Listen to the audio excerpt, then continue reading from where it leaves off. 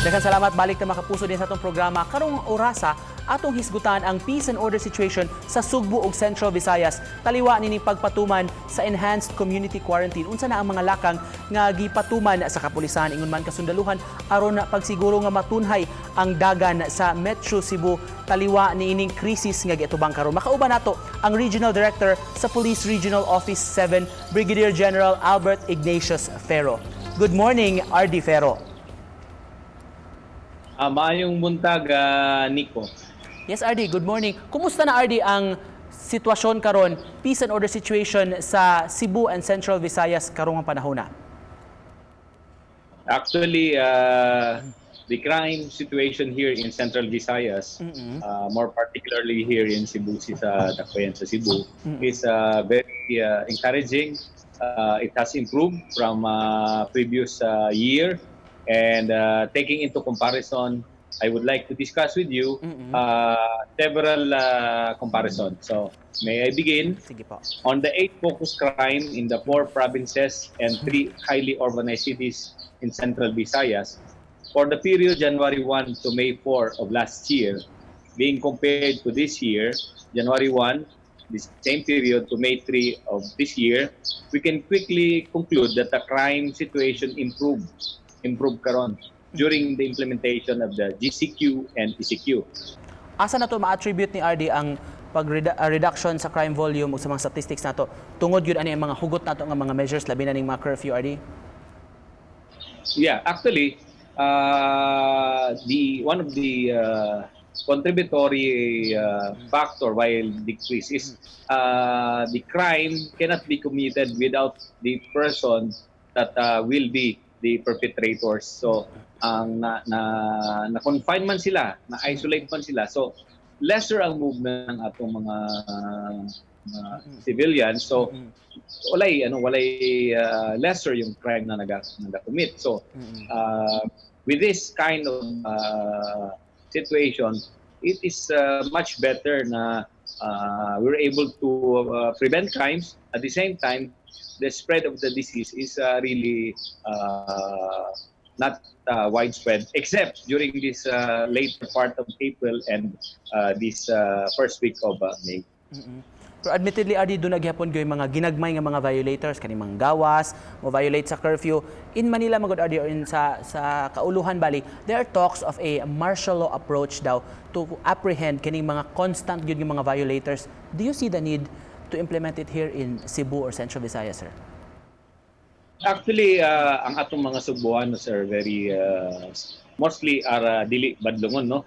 So they are law-abiding. So it's much easier. Unfortunately, may mga badlongon na nag-violate. So we are consistent with the order of our Chief PNP na no more warnings. Before, i-warn lang namo kaya daghan tong na-apprehend, but they were just educated about the virus and what they are doing to stop the virus. But the no more warning directive with the Chief PNP April 21, most of the violators are being arrested, and if not, a direct filing of cases being done para ma-file nato ang appropriate case to mga violators. Are there mga challenges nga giatubang nato sa atong organization karong panahon na? Actually, the biggest challenge is the unseen enemy, the unseen virus. Our police, for us to be effective, we should be properly educated. We could work properly if we are fully equipped with the PPEs. We are kanang cautious, dagang amping para di ko matakdan sa virus, deadly virus. RD, anita sa murag pampagaan gamay. Kamu sa PRO7, miagi mo sa doon na mo'y gi-introduce nga dance craze bali sa inyo pud nga panawagan sa publiko. Can you tell us more about this, RD? Forget about your friends, they don't care where we go. If we do, we'll get lost in a crowd of people. I've been looking for you forever, baby, we go together, baby, we go. In this crazy world of choices, I've only got a few. Either you're coming with me, or I'm coming with you. 'Cause I finally found you now.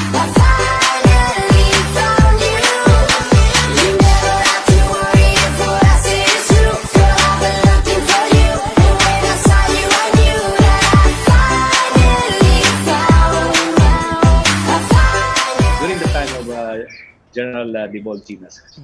He was able to form one of the best dancing group in the police force, and including a band. So atong organize ang atong video presentation to help the people recognize the basics or the new normals, which is social distancing and the mandatory face mask, the wearing of face mask. Finally, siguro, RD, message nimo sa publiko, ingon man sab sa imong mga sakop sa PRO7, taliwa ni padayon pamangyud ta ani atong gubat batok sa COVID-19. Ang akong hangyon sa atong mga fellow Cebuanos is please cooperate. We'll be able to weather this crisis, and magtinabangay ta para di ta walay gubot, and the government is doing everything to help you. The resources are available to support and sustain this implementation of ECQ.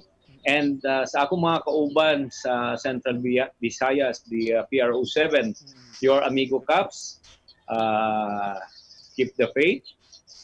We should be solid. We should implore the divine guidance of our Lord, and we'll be protected. As a sign of that is we have this white ribbon. You can see this white ribbon, and at the back is the blue, which is, signifies the police, and the white tells us about love, hope, solidarity, and protection. Thank you so much, Brigadier General Albert Ignatius Ferro. Daghang salamat. Salamat, sir. Ubalik pa mga kapuso ang GMA Regional TV Live.